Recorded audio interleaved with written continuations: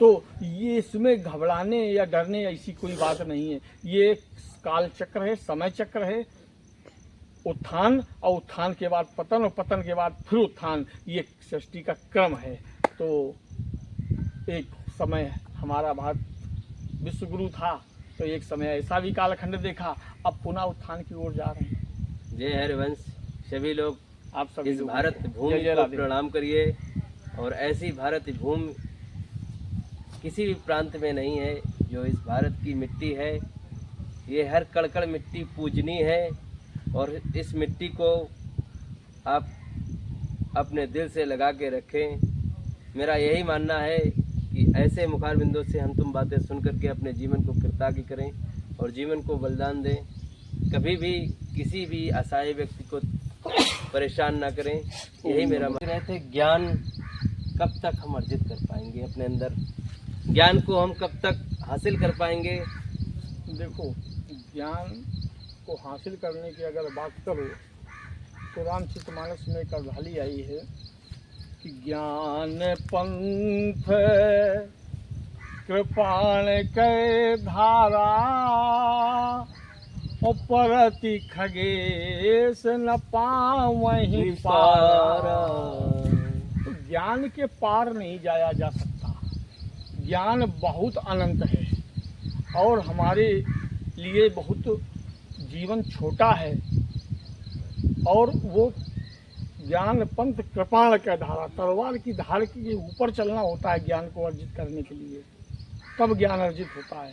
और जीवन छोटा है ज्ञान को अर्जित करने के लिए। जैसे आपने बताया एक सत्य कि ज्ञान को प्राप्त करने के लिए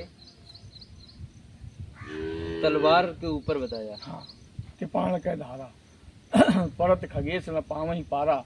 तो तलवार के धार के बराबर है उस ज्ञान के रास्ते पर चलना। तलवार के बराबर, तलवार के धार पर चलने के बराबर है। तो ज्ञान को प्राप्त करना, ज्ञान को प्राप्त करना। और वो ज्ञान हमारे लिए अनंत है, अखंड है। वो कभी पूरा नहीं होता। हम पाते रहते हैं और हमारा काम चलता रहता है। आप समाज में देखते हैं कि 85 और 90 साल का व्यक्ति होता है, वो भी उसके मुखारबिंद से एक शब्द निकल जाता है, ये हमें पहले नहीं पता था। ये हमें पहले नहीं पता, नहीं तो हम ऐसा ना करते। आप बताइए कि जीवन के 90 साल व्यतीत हो गए, अभी नहीं पता, अभी तक नहीं पता है कि क्या। तो ज्ञान वो चीज है कि ये जीवन बहुत छोटा है। ज्ञान की कोई सीमा नहीं है। ज्ञान हमेशा दिन प्रतिदिन पल प्रतिपल अर्जित करते रहना चाहिए, क्योंकि ज्ञान ही हर मार्ग का सुगम रास्ता सुनिश्चित कर सकता है। ज्ञान ही जो है हर मार्ग का रास्ता सुनिश्चित कर सकता है। हाँ, तो ज्ञान की महिमा बहुत अपार है और ज्ञान से ही धर्म है। और धर्म तो सबसे बेहतरीन यही है ना, धर्म न दूसरा सबसे समान, सत्य के समान दूसरा धर्म नहीं है। फिर अलग अलग तमाम शाखाएं धर्म की निकली, क्या कि सबसे सेवक धर्म कठोरा। अब सेवक का धर्म सबसे कठोर धर्म है। सेवक का धर्म सबसे जैसे हम जैसे सेवक। फिर एक धर्म निकला, ये सब शाखाएं हैं उसकी, क्या कि परहित सरिस धर्म नहीं भाई और पर सेवा सम नहीं अधमाई। जैसे आपने बताया कि भाई का जिक्र आपने किया, पर सेवा सम नहीं अधमाई। ये है कि अगर परहित सरिस, परहित के लिए, दूसरे की हित के लिए अगर हम कार्य करें तो इससे बड़ा धर्म नहीं है, कोई नहीं है। हाँ, इससे बड़ा परहित सरिस धर्म नहीं भाई और पर सेवा सम नहीं अधमाई। दूसरे की सेवा करने से बड़ा कोई धर्म नहीं है। नहीं, ये बात कही गई है इसमें। कितनी सुंदर बात है कि हम किसी गरीब या किसी असहाय की जो सेवा कर दें, यदि कोई प्यासा हो तो उसको पानी पिला दें, तो उससे बड़ा ज्यादा कोई धर्म इस संसार में है नहीं। और सबसे अच्छी चीज़ ये है कि हमारे सनातन संस्कृति में वेद पुराण शास्त्र उपनिषद आदि इतने भरे पड़े हैं। हमारे ऋषि मुनियों ने अखंड तपस्या की, अखंड रिसर्च किया।